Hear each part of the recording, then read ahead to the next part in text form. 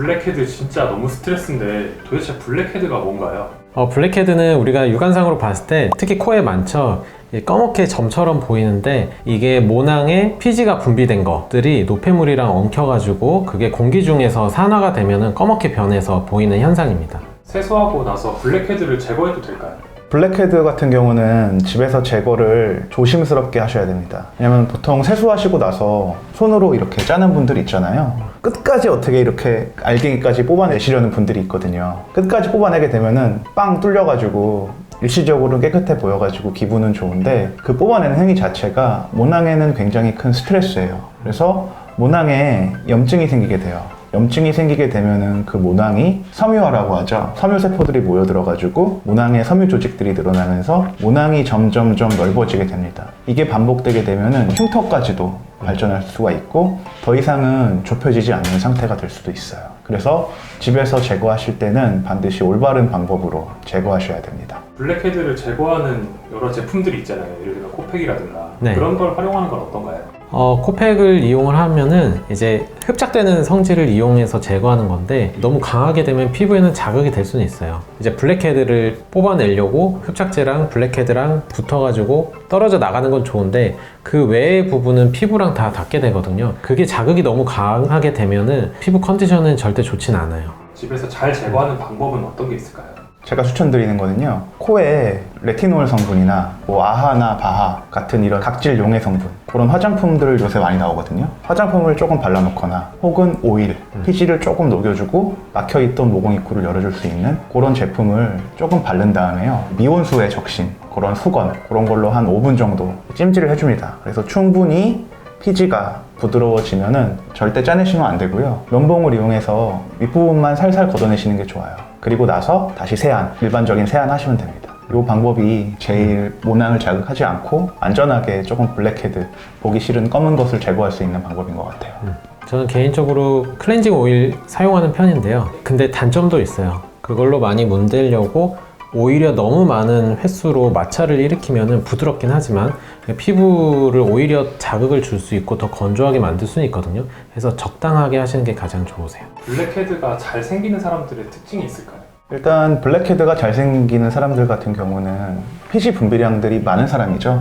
그러니까 결국 블랙헤드라는 게 이 모공 안에 피지샘이 붙어 있거든요. 이 피지샘에서 피지를 생산해서 모공 안쪽으로 생산된 게 켜켜이 쌓이다 보면은 이 안에 공간이 부족해가지고 그 밖까지 삐져나온 게 이제 블랙헤드인 거예요. 삐져나온 부분은 당연히 공기랑 만나면서 착색이 되면서 검해지고, 그러니까 피지 분비량이 많으신 분들이 보통 블랙헤드가 많습니다. 그럼 이런 블랙헤드를 좀 안 생기게 하는 방법이 있나요? 블랙헤드 같은 경우는 피지샘 분비량에 따라서 비례할 수 있기 때문에 그거를 줄이는 약을 복용하면 일단 도움은 돼요. 그러니까 뭐 예전에 로아큐탄이라던가 뭐 요즘에 이소티논 같은 거, 그런 약물을 복용하면은 피지샘이 수축되면서 피지 분비량이 감소가 되고 그래서 블랙헤드의 형성도 좀 막게 되고요. 그리고 먹는 약 말고도 디페린이나 뭐 아크리프 같은 거, 그런 연고를 바르시면은 피지 만들어내는 작용을 조금 막을 수가 있습니다. 환자분들이 실제로 블랙헤드로 진료를 받으러 오면은 사실 처음부터 약 처방을 하기가 참 어려운 경우가 많아요. 왜냐면은 얼굴 전반적으로 피지 분비량이 많으신 분들도 있지만 이런 경우는 사실 말씀하셨던 로아큐탄이나 혹은 이소티논 같은 걸 쓰게 되면은 기름기가 줄어들면서 얼굴이 이제 좋아지는데, 보통 이러신 분들 있잖아요. 왜 여기는 건조한데 코만 블랙헤드가 많거나 그러면 사실 다른 부분이 너무나 건조해지거든요. 약 복용을 하면은. 그런 분들한테는 어쩔 수 없이 국소 제제를 사용하는데 사실 잘 잡히지 않는 경우도 있어요. 그럴 때는 사실 관리나 부분적으로 하는 레이저 치료 혹은 니들 RF 치료, 포텐자, 뭐 시크릿 이런 것들이 있겠죠. 그런 걸 활용하기도 하는 편입니다. 그리고 관리적으로는 보통 어떻게 진행하냐면은 엑스로션이라고 해서 그거를 적신 솜 같은 거를 얹혀놔요. 그러면은 조금 딱딱하게 굳어져 있는 블랙헤드를 흐물흐물하게 만들고 그 다음에 아쿠아필로 좀 뽑아내는 역할을 하면은 좀 도움이 될 수 있을 것 같아요. 평소에 그러면은 블랙헤드 많으신 분들 왔을 때 레이저나 에너지 기반의 그런 장비들로 필살기 같은 게 있으세요? 블랙헤드 좋게 하는. 일단 피부 컨디션 봐야겠죠. 근데 일단은 관리 쪽으로 많이 권유를 하는 편이에요. 근데 어찌 보면 일시적인 효과라고 볼 수도 있거든요. 그래서 급한 불 끄는 거는 관리 쪽으로 가고 근본 개선을 원한다. 그러면 저도 포텐자 같은 거 하고 있어요. 그러면은 사실 아쿠아필에 대해서는 어떻게 생각하세요? 잘 해야지 좋은 관리인 것 같아요. 아쿠아필 하고 나서 피부가 더 자극돼가지고 트러블이 생기는 경우도 굉장히 많거든요. 그래서 젠틀하게 부드럽게 잘 하면은 좋은 관리라고 생각이 돼요.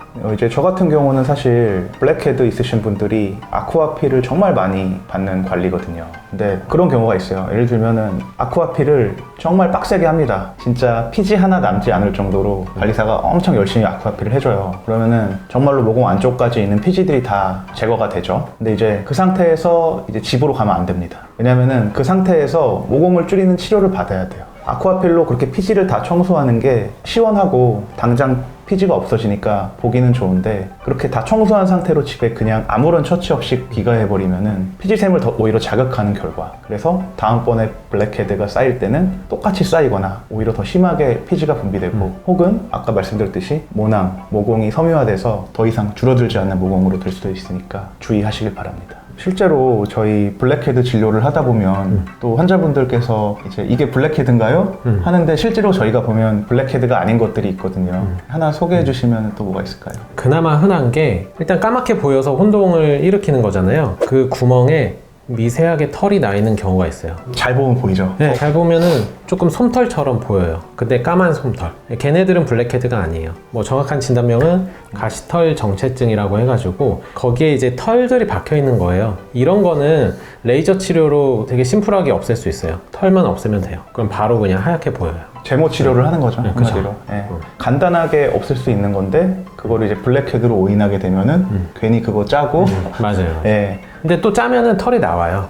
그래서 계속 짜는데 좋진 않죠. 그리고 또 이제 착각하시는 게 이마에 블랙헤드가 하나 있다, 가슴에 블랙헤드가 하나 있다, 이렇게 말씀하시는 경우는 잘 보면은 블랙헤드가 아니고 이제 위너 확장 구멍이라는 질환일 수도 있어요. 블랙헤드는 모여가지고 있는 경우가 많거든요.